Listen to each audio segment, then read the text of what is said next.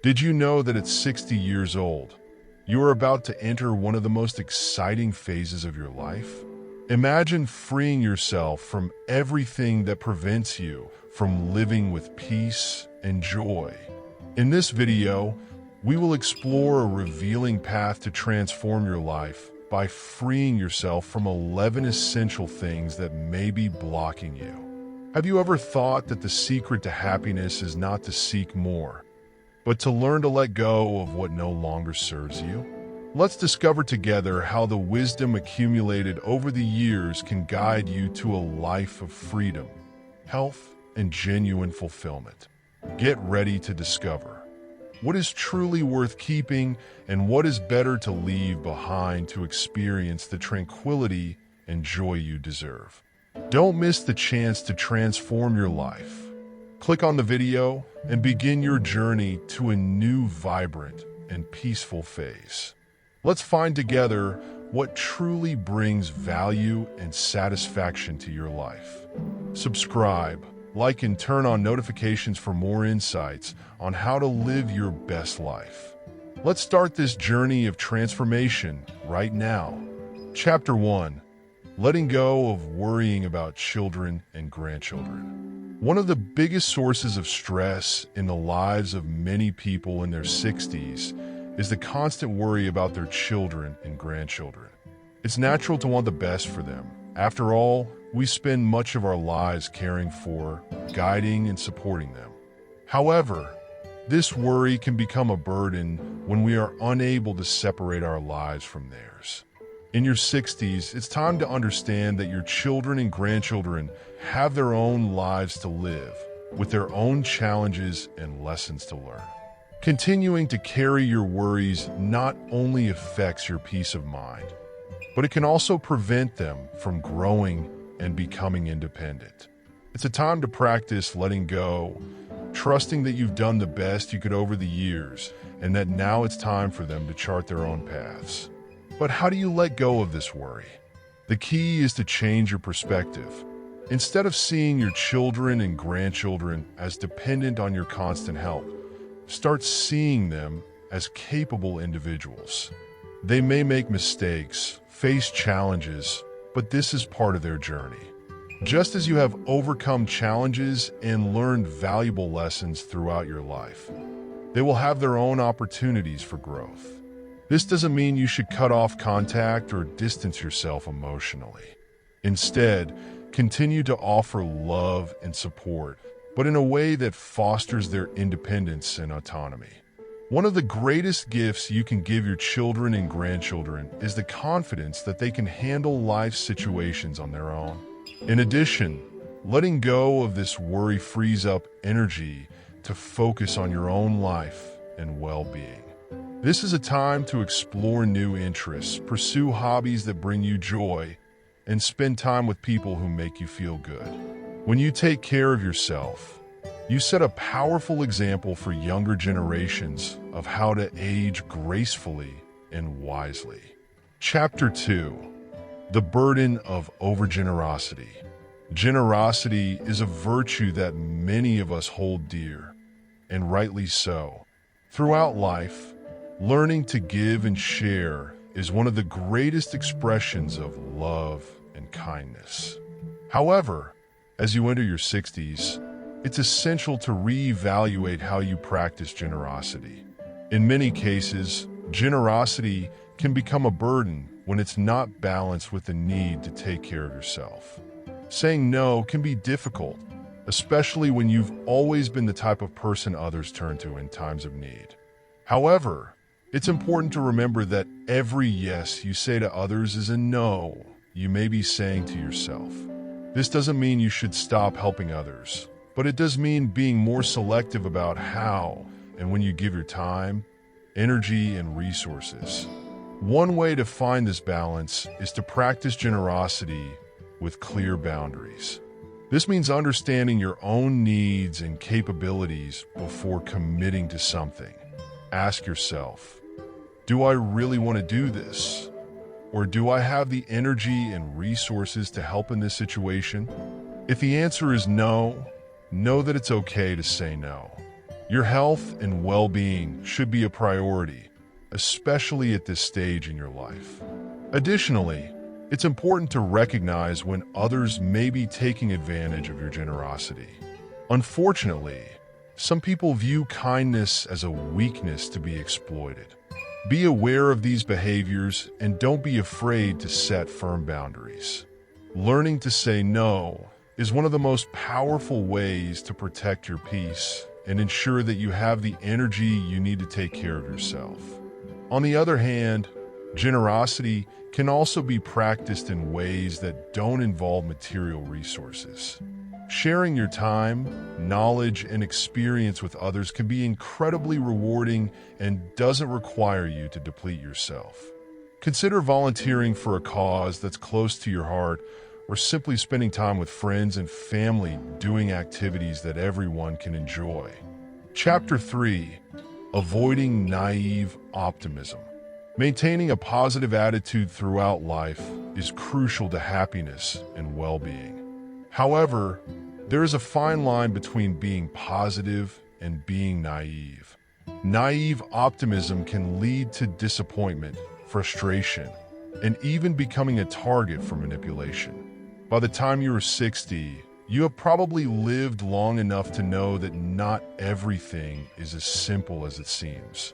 It is natural to want to see the best in people and situations, but it is equally important to be realistic and understand that not everyone has pure intentions.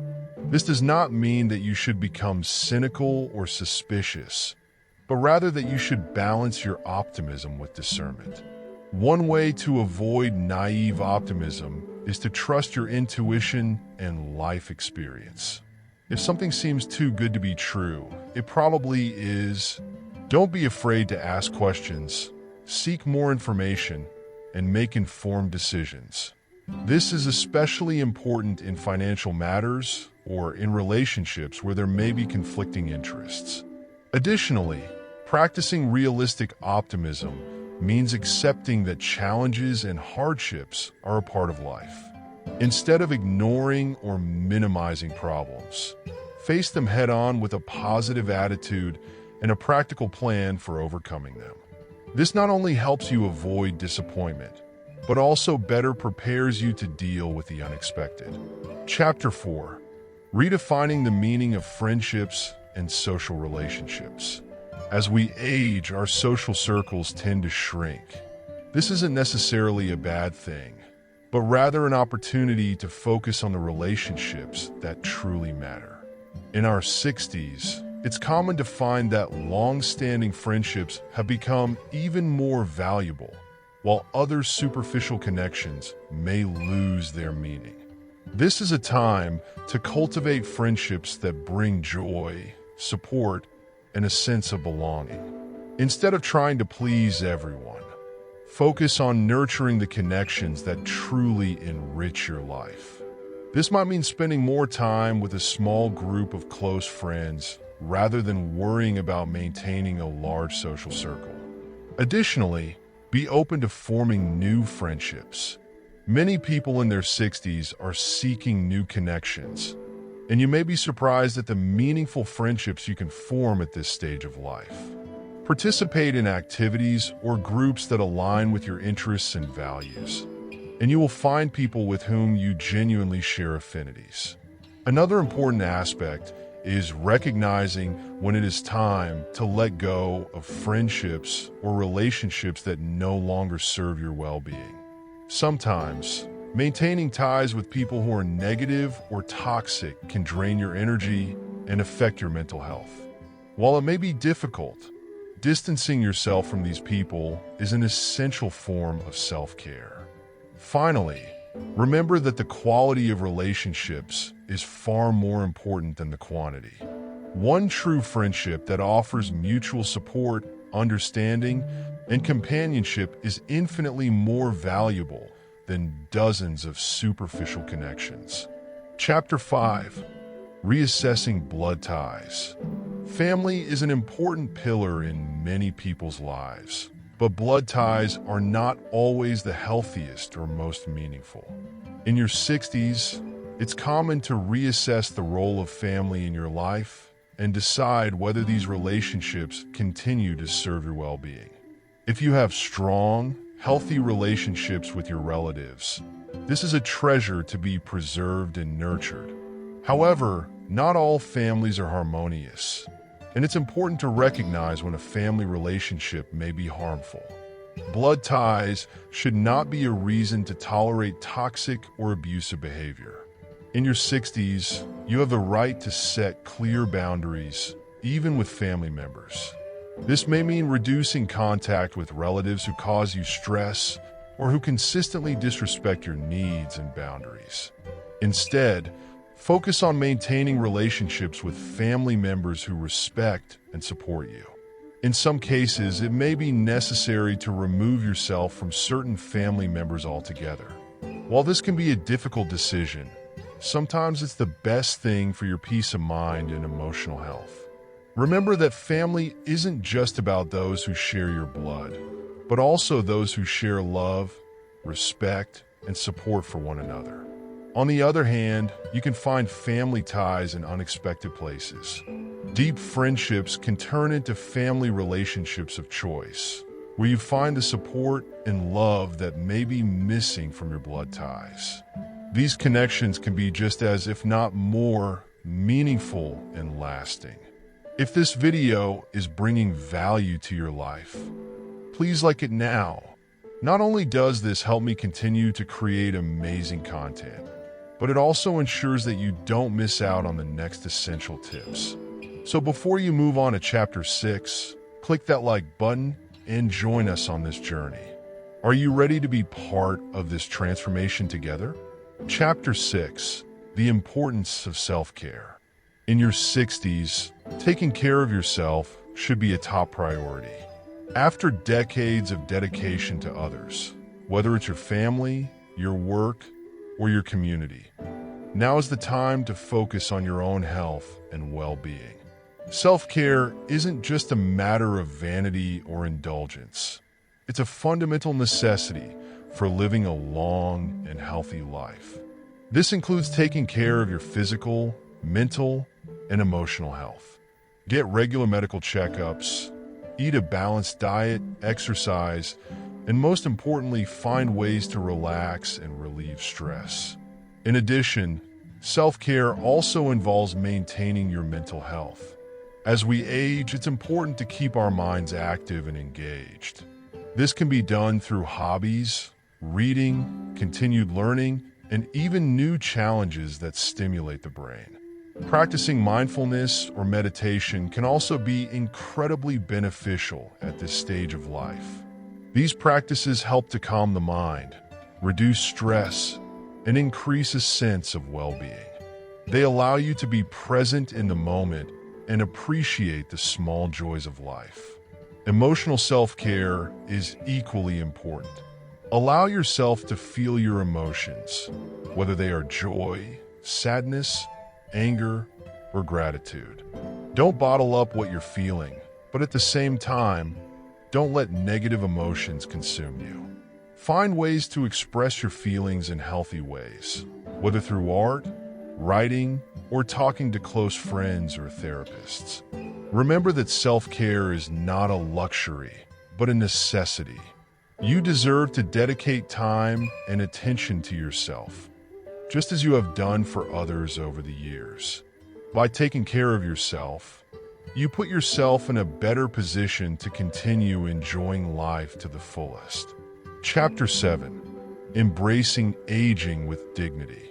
Aging is inevitable, but how you approach this phase of life can make all the difference in your quality of life. In your 60s, it's time to embrace aging with dignity and find beauty in each phase of life.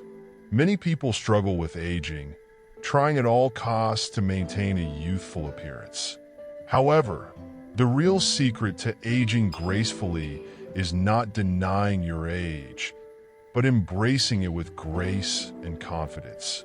Every wrinkle and every gray hair is a mark of the wisdom and experience you have accumulated over the years. This doesn't mean you should abandon your appearance. On the contrary, continue to take care of yourself, but do it for yourself, not to meet the expectations of others. Find a style that reflects who you are now and that makes you feel good about yourself. In addition, aging brings with it a new perspective on life.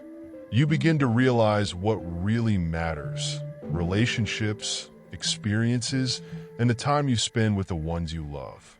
Superficial concerns begin to lose their weight, and you begin to appreciate the simple things in life more. In your 60s, you also have the opportunity to redefine your legacy. Think about how you want to be remembered and what kind of impact you want to leave on the world.